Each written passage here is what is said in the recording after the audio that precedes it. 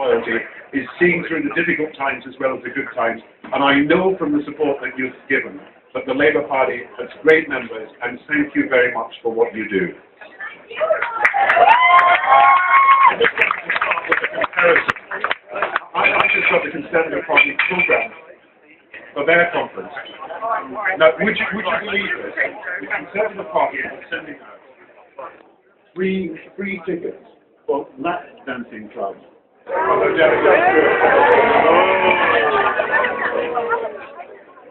And waiting.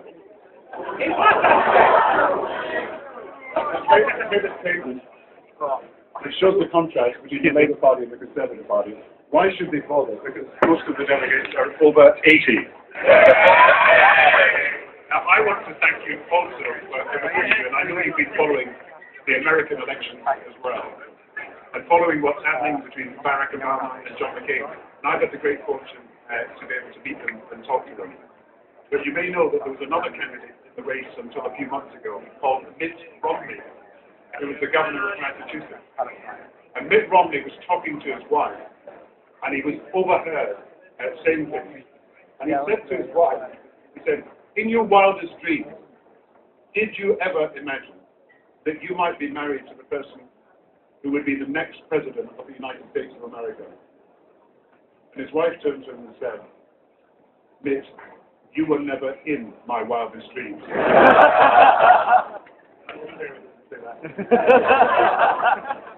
I want to thank you again for everything that you do. Look, when times are tough, you've got to look at what brings you to the Labour Party and to the Labour movement in the first place.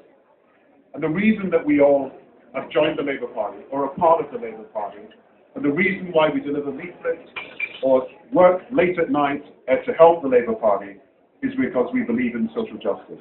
Now, I spoke this afternoon how in this difficult downturn, when we face difficult decisions, we're going to come through this downturn fairly.